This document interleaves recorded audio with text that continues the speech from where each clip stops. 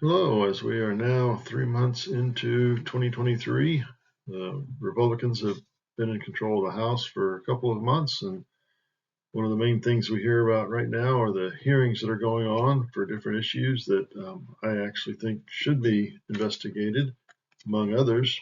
However, as I've noted in other contexts, I don't think that the primary activity of Congress should be holding hearings. In fact, I don't think ultimately that Congress should be holding hearings on itself at all. I think we ought to establish another body, as I addressed in a different video. But right now, I'd like to comment on what I think we should expect of the Republican House over the next few months. Just some things to try to say what, now that Republicans are in control of the House, do we expect them to do, recognizing that there's only so much they can do since they don't control the Senate or the presidency.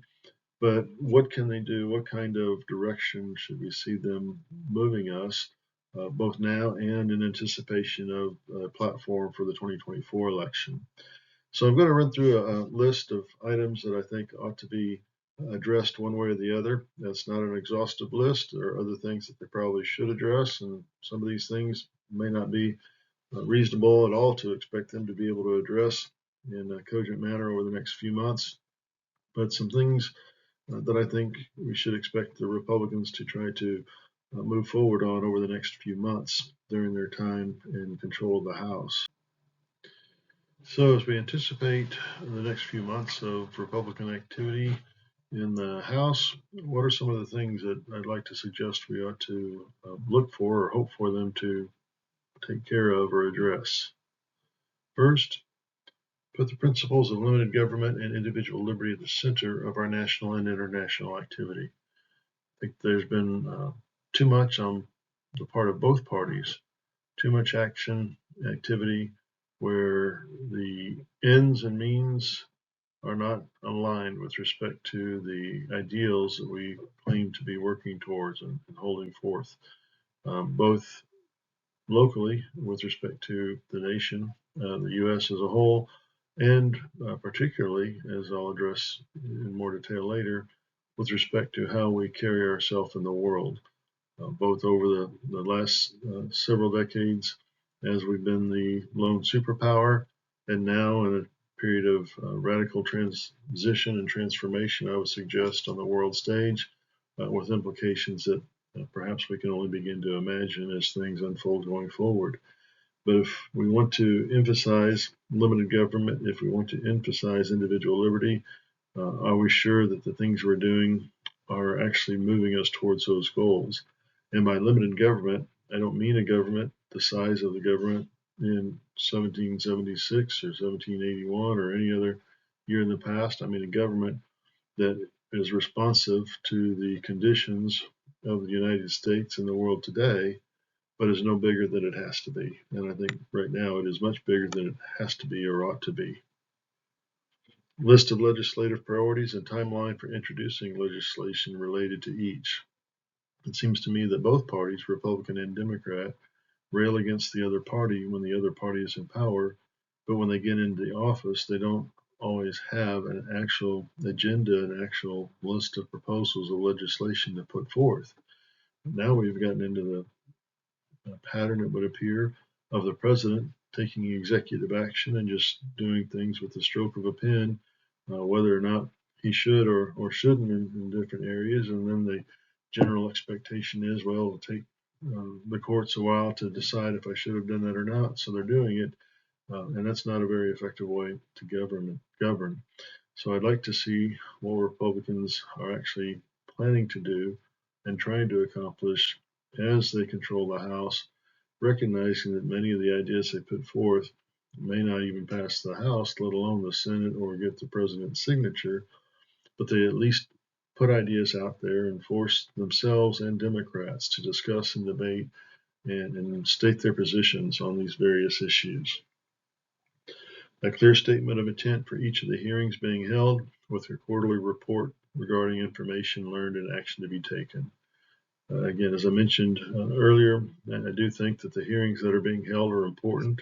There are other topics that probably ought to be covered, And yet I would overall suggest the whole framework for holding Congress accountable ought to be changed. I discussed that in a previous video.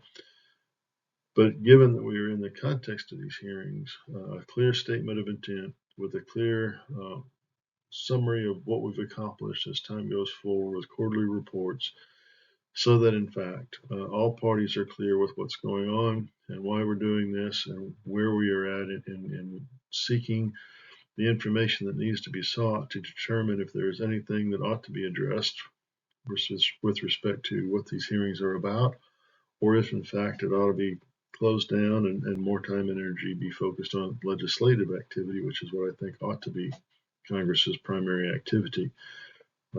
So clear statement of intent.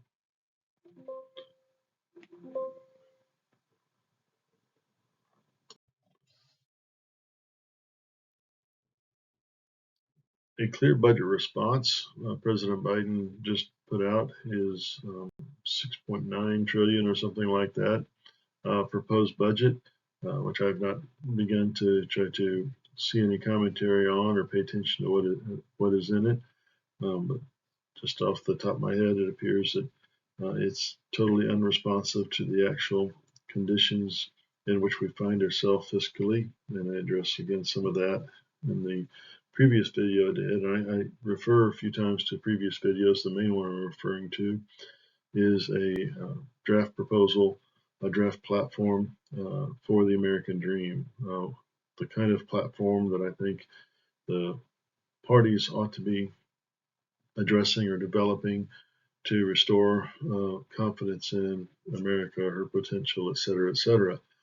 And one of the things that I address is just the total lack of fiscal accountability that the U.S. has operated under over the last several decades, the last couple in particular, and how negative that is, and the difficulty that has set us up for over the next forever going into the future if we even survive this. And so a clear budget response that the Republicans would put forth in response to what President Biden has put forth that includes certain items. A debt limit freeze, it's at some point, debt limit needs to be addressed. Now, modern monetary theory, which is getting a lot of traction in the progressive side of things, I guess the far left is how we could describe that. I have a video where I review my concerns, my questions about modern monetary theory, as I don't think it offers an answer. I think it offers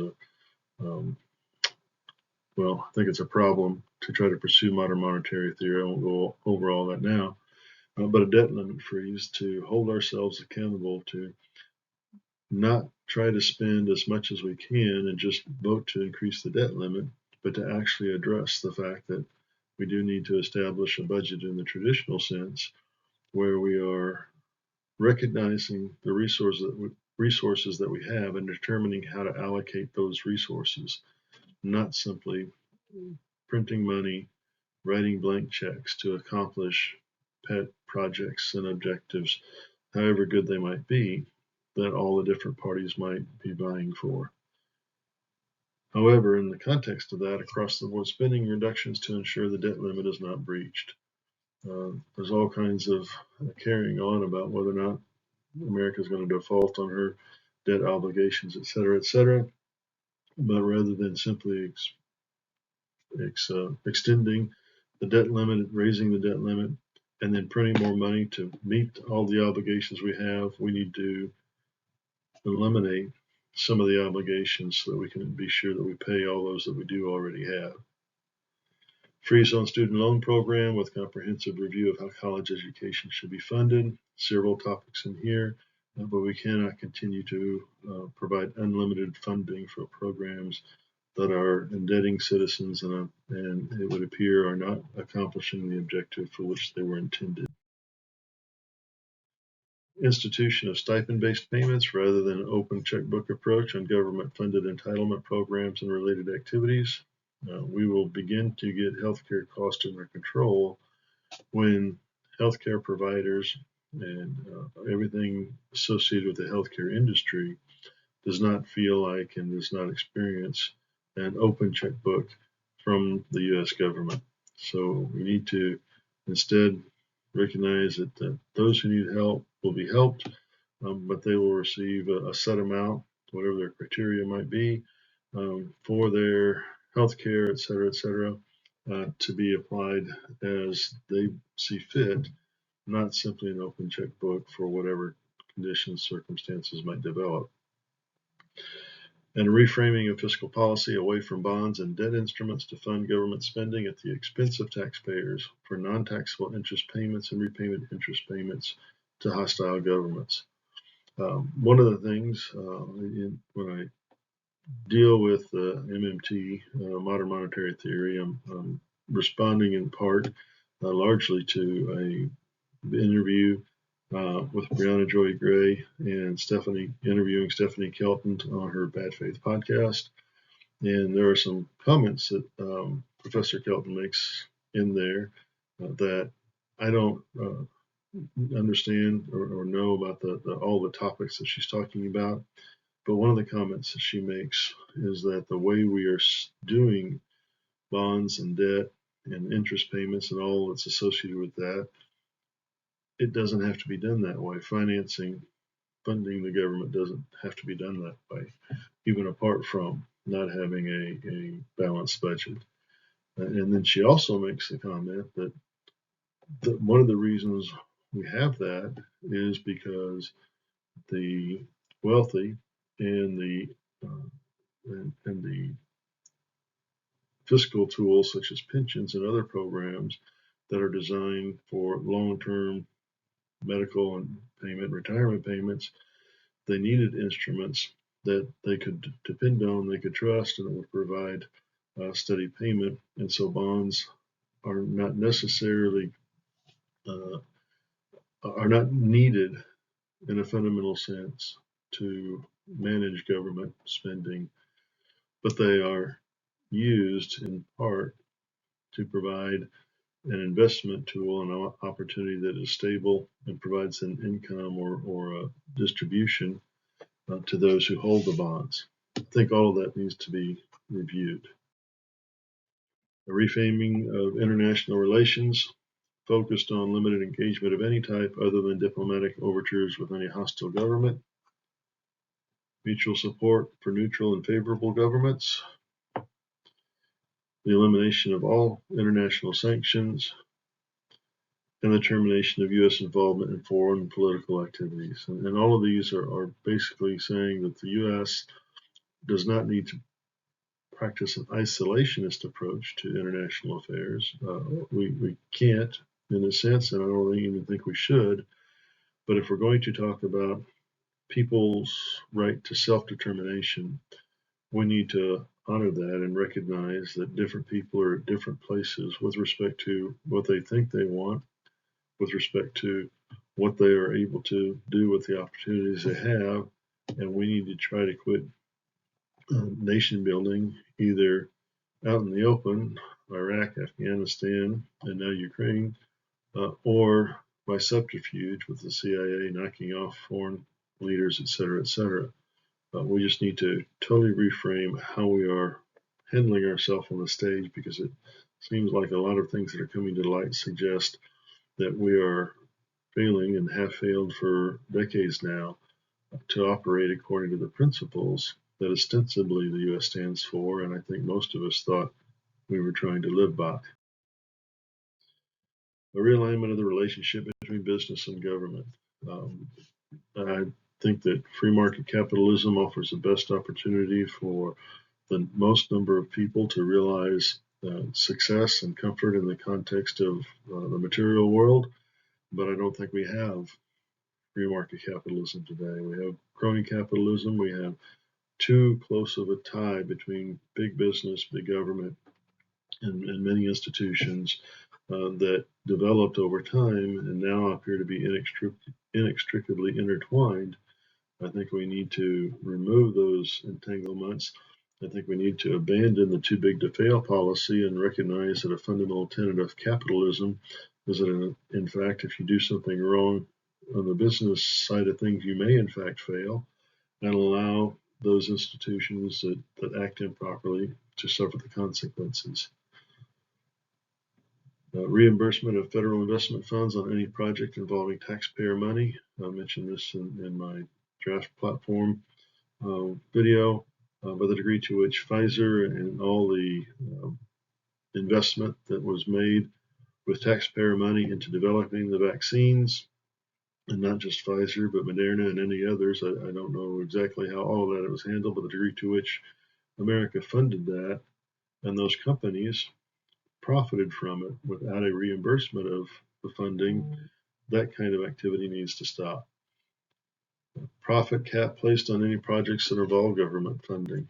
And that cap can be either, well, I think one of the ways to address that cap is to set a cap, 5%, 10%, whatever it might be, over the actual cost of manufacturing, distributing, and carrying on with the business side of the product, with anything over that being, again, returned to the U.S. government.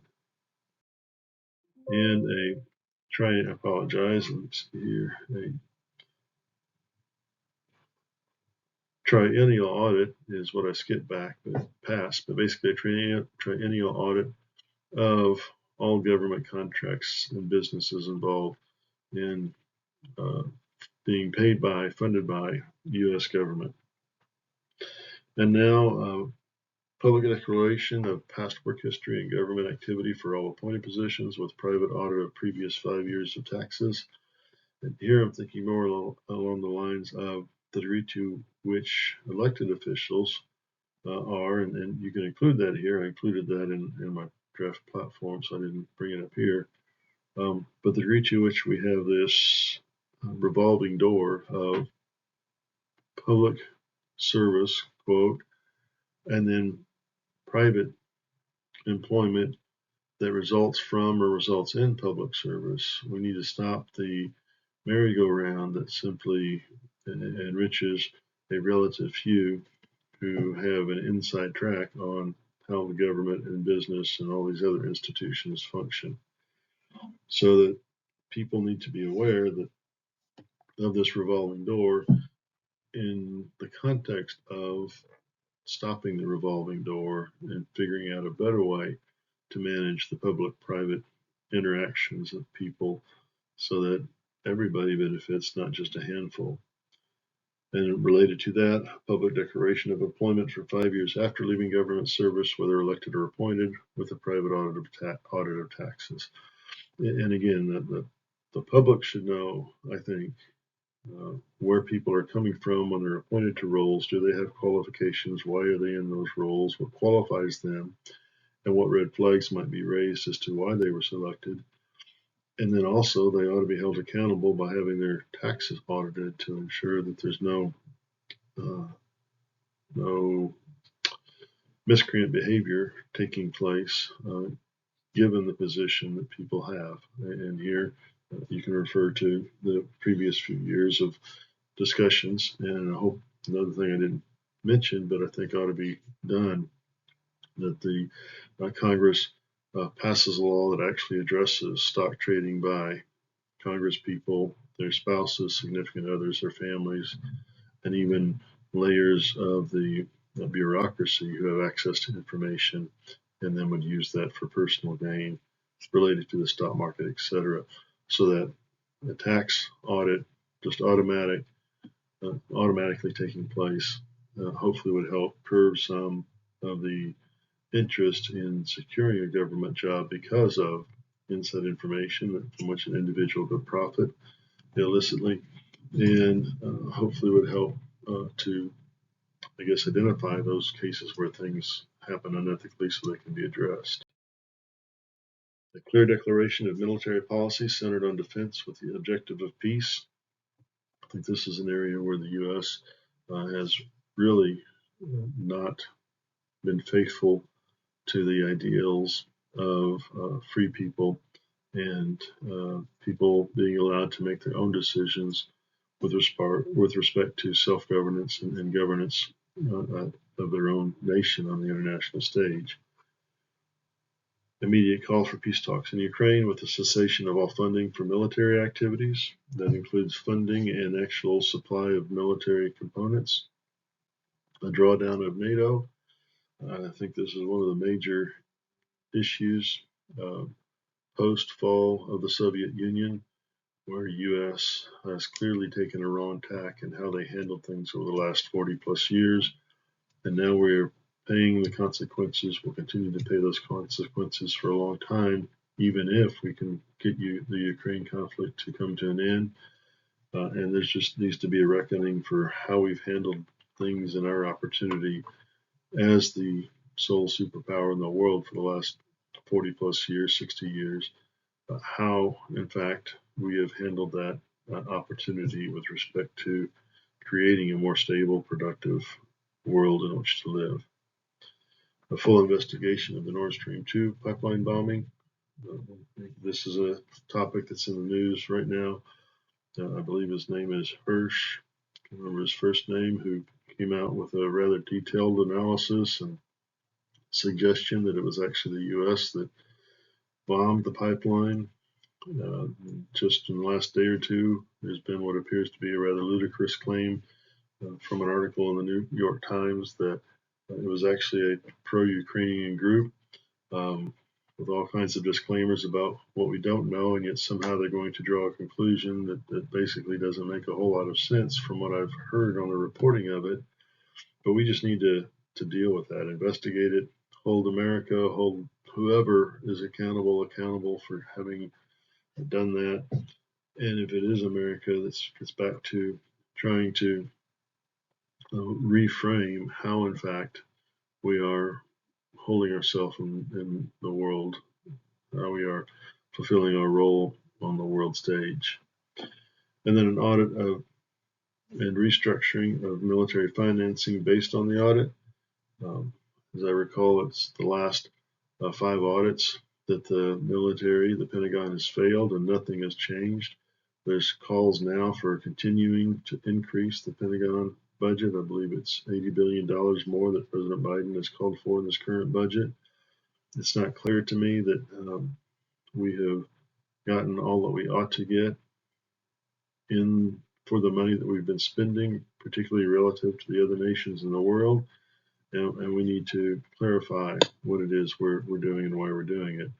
And I think the way we've handled Afghanistan withdrawal, the way we've handled our relationship with NATO and Russia and this Ukraine war has all contributed to a whittling down of America's strength, so that trying to rebuild and have a strong military, which I think we need to have, but I think it ought to be for defensive purposes. We just need to reinvestigate and review all of that. Immediate review of relationship with Israel and Middle East policies. And I am basically pro-Israel, but I don't think that means that it ought to be a blank check and no accountability for how Israel governs in light of the support that is received from the U.S. I think that the direction that Netanyahu and the relatively far-right government that's in control right now are going is not conducive to either the accountability of Israel's government internally to the people and the nation as a whole, or to the context of the whole region, the peace in the whole region. There ought to be a clear delineation of positions of UN, the Arab world, Palestinians, and Israel regarding the two-state solution. There ought to be accountability of Palestinians for fostering conflict with Israel. And there also ought to be accountability of Israel for treatment of Palestinians and management of the occupied territories. It's a situation that has thousands of years of history with respect to the people and what the nation, the territory of Palestine of Israel stands for, and the faiths of the Jews and the Christians and the Arabs. It's not an easy situation to address, but I think we need to step back and really reflect. And as a primary supporter as the primary supporter of Israel, we need to see if in fact we have taken the best route possible. The Abraham Accords seem, from what I've heard, to be a good direction, and yet they were pretty much ignored in the mainstream press, and yet that seems to be one of the actual accomplishments of Trump's foreign policy that ought to be heralded. And yet, just today, I saw an article that it appears that China is brokering peace between Iran and Saudi Arabia, as the U.S. has totally failed in her relationship with the Mideast countries to actually work towards a peaceful solution, as opposed to a solution of perpetual conflict. Now, all of these items that I've mentioned are just some things that I'd like to see us take a serious look at, that I'd like to see the Republicans in the House engage with. And my main goal in putting this out is to suggest that we don't need to get bogged down in those hearings, as important as they are in addressing the situations that they need to address. We need Congress to act as Congress and work on legislation that will address the issues that need to be addressed. Thank you all very much. Appreciate hearing back from you what you think. Thanks. Bye bye.